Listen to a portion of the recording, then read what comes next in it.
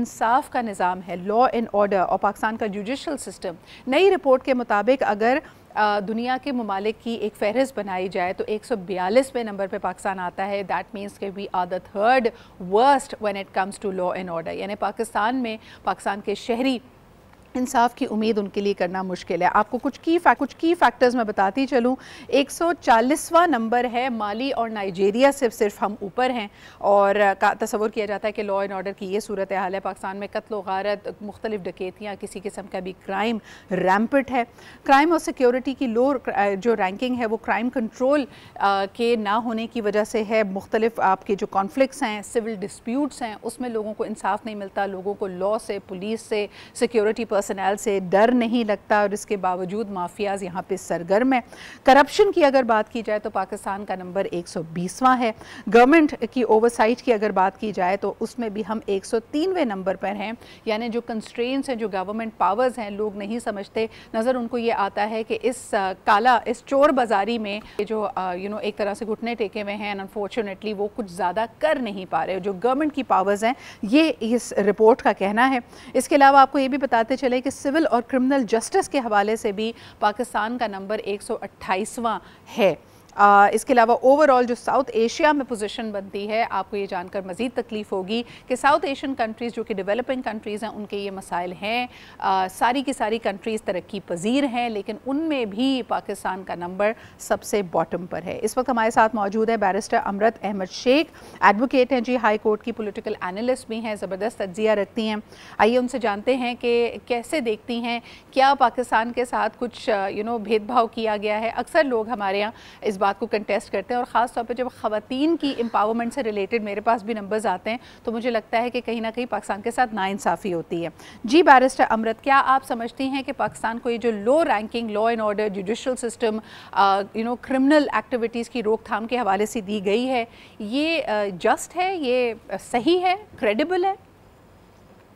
अस्सलाम वालेकुम जी, बिस्मिल्लाहिर्रहमानिर्रहीम। Thank you so much for having me on your show. And सबसे पहले तो आई डू बिलीव कि ये एक बहुत अहम मौजू है जिसके ऊपर बहुत तफसीली बात होनी चाहिए जी। आपने बिल्कुल दुरुस्त फरमाया। जो इस वक्त आपने रिपोर्ट हमारे साथ शेयर की, जो आपने स्टेटिस्टिक्स शेयर किए हैं और जो आपने फैक्ट्स बयान किए हैं, एग्जैक्टली हम लोग इसी ही सिचुएशन के ऊपर हैं। क्योंकि अगर ये चीज़ बेहतर हुई होती तो जाहिर सी बात है हमारे स्टेटिस्टिक्स भी डिफरेंट होते जी।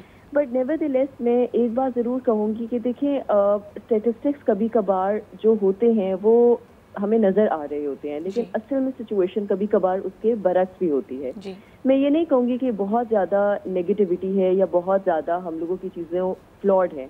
मसला हमारे कानून बनाने में नहीं है, मसला हमारे कानून साजी में है, जिसकी वजह से मुझे लगता है कि ये हम लोगों का जो एक मिसफिट ऑफ लॉ और उसके साथ उसकी एग्जीक्यूशन में होता है, जिसकी वजह से लॉ एंड ऑर्डर प्रिवेल नहीं कर पाता जैसे उसको करना चाहिए। अच्छा, जो नताइज हम बिल्कुल इसको अगर मैं 3 हिस्सों में बांटूं। सबसे पहले आपने कहा कि कानून साजी।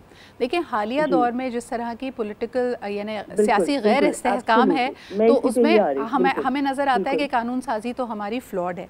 लेकिन coming down to the micros, यानी सबसे पहला आर्ग्यूमेंट बैरिस्टर अमरत ये दिया जाता है कि हमारी पुलिस फोर्स नाकाफ़ी है, यानी लोग कम हैं और उनकी जो इन्वेस्टिगेशन होती है, FIR लिखवाने में जो मसाइल हैं, इनिशियल एविडेंस कलेक्शन में जो मसाइल है, विक्टिम शेमिंग जिस तरह होती है वो अपनी जगह। फिर ये जब कोर्ट्स में केसेस जाते हैं, इतने लंबे लंबे अरसे तक फैमिली कोर्ट, सिविल कोर्ट्स में केसेस पेंडिंग हैं, लोगों के मसले ही हल नहीं होते, तो आपको लगता है कि लोगों का एतबार ही उठ गया है कोर्ट से? देखिए, आपने तीनों बातें जो कही हैं वो बिल्कुल आपने दुरुस्त और बजा फरमाई हैं। It's exactly like that. सबसे पहले तो the most important and the foremost thing is आपका सिस्टम से एतबार तब उठता है जब आपका इंसाफ दिलाने का पैमाना बहुत गिर चुका हुआ होता है। आप ये देखिए कि एक जब आप कोर्ट जाते हैं, बिकॉज हमारा तो ये रोज का काम है, we have to appear at the court, we have to submit the submissions as well. एक वाज़ेह तौर पे आपको एक डिफरेंस नजर आता है कि आपकी एग्जीक्यूटिव अथॉरिटी और आपका कोर्ट क्या कह रहा है। यहाँ तक कि आप अगर अभी ऑर्डर्स उठा के देखें तो जो इस्लामाबाद हाई कोर्ट के ऑर्डर्स होते हैं या लाहौर हाई कोर्ट के ऑर्डर्स होते हैं, उस सिचुएशन में जो आपकी पुलिस को जब कहा जाता है कि ये आपने अहकामात पूरे करने हैं in respect to political ordinances या in respect to political arrest that has to be done, उन चीज़ों में वो कोताही करते हैं। अभी हाल ही में ही हमारे पास एक एग्जांपल आती है کہ کس طریقے سے ہم نے یہ دیکھی ہے کہ جو پی ٹی آئی کے لیڈران ہیں ان سے جب ملاقات کرنی تھی ان کے اپنی بہن نے اور ان کے اپنے گھر والوں نے، تو جی ڈسپائٹ دا فیکٹ کہ اسلام آباد ہائی کورٹ نے یہ آرڈر جاری کیے تھے، جب جیل سپرنٹینڈنٹ کے پاس ان کا آرڈر جاتا ہے وہ ڈینائی کر دیتے ہیں. بیرسٹر امرت میں یہ تو دیکھیں ایک ہائی پروفائل سیاسی کیس ہے، اور اکثر یہ بات کی جاتی ہے کہ جب پولیٹیکل لیڈرز کو یہاں پہ آپ لا اینڈ آرڈر ان کو فیسیلیٹیٹ نہیں کر پاتا، تو ذرا عام آدمی کی طرف چلتے ہیں. عام آدمیوں میں بھی ایک ایلیٹ ہائی پروفائل کیس جہاں پہ دونوں مدعی بھی اور جس کی وجہ سے یہ پورا کا پورا جو مجرم ہے اس کا، دونوں کے دونوں بڑے ہائی پاورڈ ہیں. مجھے یہ بتائیے، حال ہی میں ہم نے دیکھا کہ the supreme court of Pakistan once again has directed کہ نور مقدم کیس کی جو ججمنٹ آئی ہے اس کو ایگزیکیوٹ کیا جائے.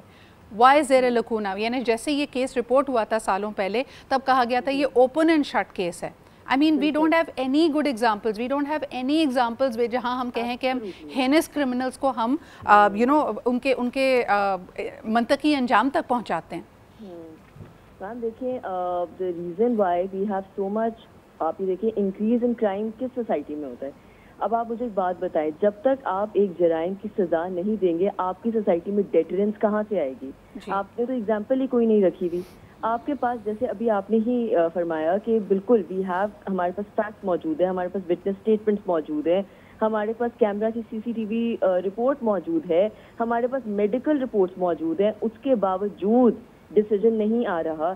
اس کے پاس جو لکونہ آ رہا ہے وہ آپ کی ایگزیکیوشن میں آ رہا ہے، وہ آپ کی پرائیورٹیز کے اوپر آ رہا ہے. آپ نے مجھے بھی کہا کہ عام انسان کو کس طریقے سے انصاف ملے، جبکہ جی یہ تو پولیٹیکل ہائی پرسنالٹیز کو نہیں ملتی. بات یہی آ جاتی ہے کہ ہمارا فوکس ہی سارا پولیٹیکل آ چکا ہے.